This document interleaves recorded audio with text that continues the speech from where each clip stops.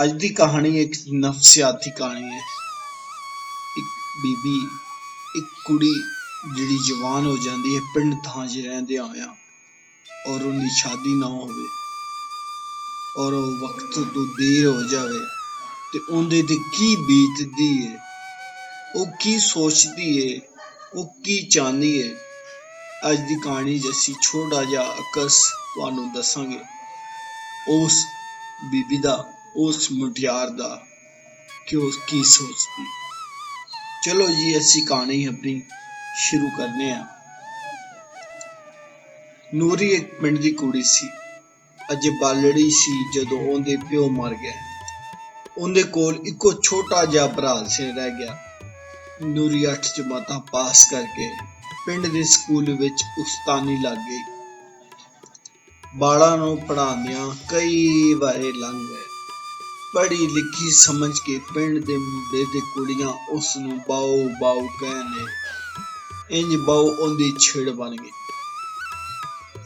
ਹੁਣ ਹਯਾਤੀ ਦੇ ਉਸ ਮੋੜ ਉੱਤੇ ਪਹੁੰਚ ਗਈ ਸੀ ਜਿੱਥੇ ਉਹਨੂੰ ਜ਼ਿੰਦਗੀ ਦਾ ਸਫ਼ਰ ਰੁੱਖਾ ਫੁੱਕਾ ਮਾਲੂਮ ਹੋਣ ਲੱਗ ਪਿਆ।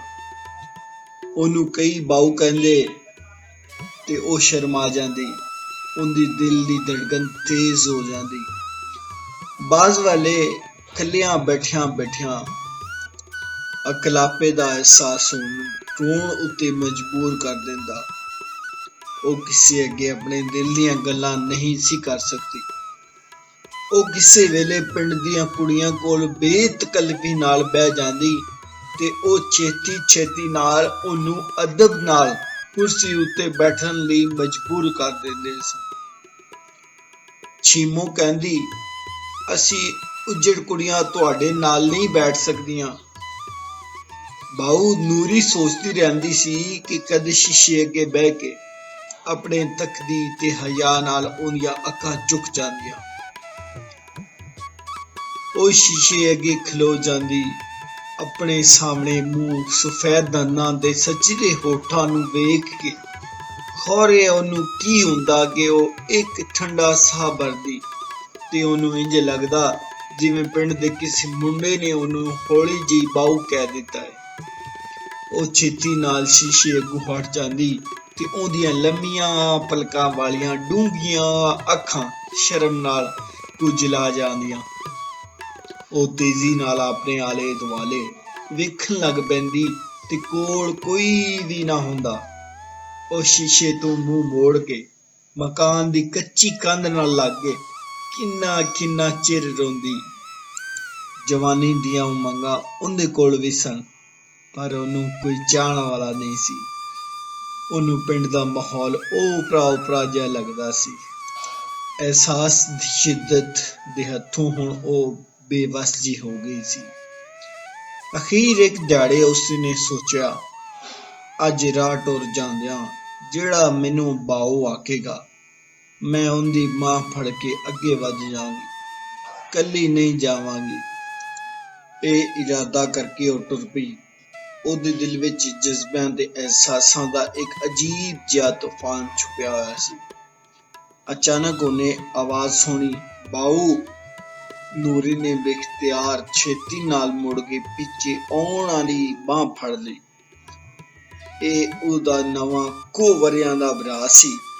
ਨੂਰੀ ਬੜੀ ਦੇਰ ਤੱਕ ਪਰੇ ਭਰਾ ਦੇ ਨਾਲ ਗਲੇ ਲੱਗ ਕੇ ਰੋਂਦੀ ਰਹੀ। ਉਹਨੂੰ ਇਹ ਅਹਿਸਾਸ ਉਹਦਾ ਭਰਾ ਨਹੀਂ ਸਮਝ ਸਕਿਆ, ਆਦੀ ਭੈਣ ਦੇ ਅਹਿਸਾਸ, ਪਰ ਭੈਣ ਉਹਦੇ ਗਲੇ 'ਚ ਲੱਗ ਕੇ ਰੋਂਦੀ ਰਹੀ। ਇਹ ਕੰਧ ਨਹੀਂ ਸੀ ਜਿਹਨੂੰ ਲੱਗ ਕੇ ਨੂਰੀ ਰੋ ਰਹੀ ਸੀ, ਬਲਕਿ ਇਹ ਉਹਦਾ ਭਰਾ ਸੀ।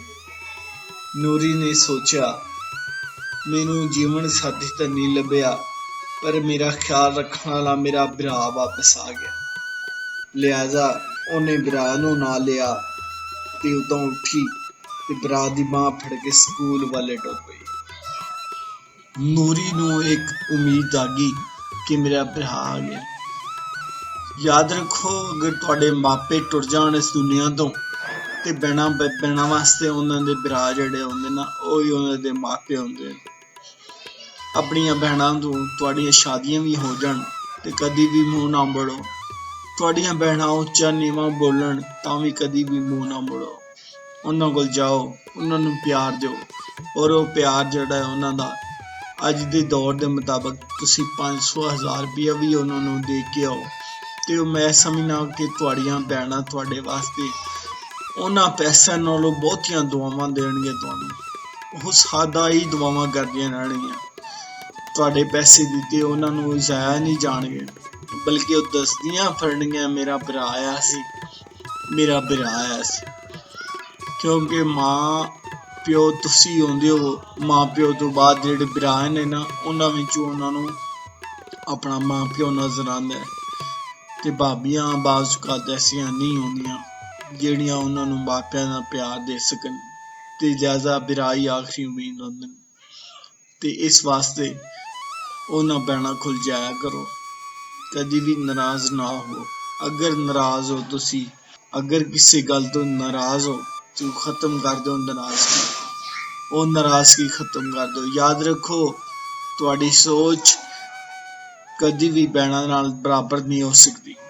तुसी दुनिया जहान दा पानी पीता है, दुनिया जहान दे बंदे नाल टुरन फिरन लगे हो, लेकिन उन्हां दी सोच एक घर तक महदूद है, वध तो वध एक खानदान तक महदूद है। बस ਉਹਨਾਂ ਉਸ ਲਈ ਸੋਚਣਾ, ਉਹਦੇ ਅੰਦਰ ਹੀ ਸੋਚਣਾ। ਤੁਹਾਡੀ ਸੋਚ ਵੱਡੀ ਹੈ, ਤੁਹਾਡਾ ਮੇਲ ਮਿਲਾਪ ਵੱਡਾ ਹੈ ਤੇ ਤੁਹਾਡਾ ਉਸ ਹਿਸਾਬ ਨਾਲ ਅਕਲ ਵੀ ਵੱਡੀ ਹੈ। ਲਿਹਾਜ਼ਾ ਕਦੀ ਵੀ ਇਗਨੋਰ ਨਾ ਕਰੋ ਆਪਣੀਆਂ ਭੈਣਾਂ ਨੂੰ।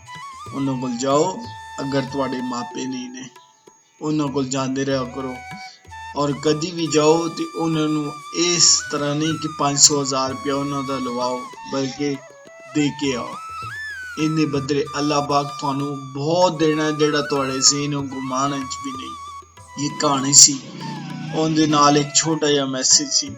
ਮੈਨੂੰ ਉਮੀਦ ਹੈ ਅਗਰ ਤੁਸੀਂ ਇਸ ਚੈਨਲ ਨਾਲ ਜੁੜੇ ਹੋ ਤੇ ਤੁਹਾਨੂੰ ਜ਼ਰੂਰ ਬਦਲੇਗਾ, ਤੁਹਾਡਾ ਜ਼ਹਿਨ ਵੀ ਬਦਲੇਗਾ। ਬਹੁਤ ਸ਼ੁਕਰੀਆ।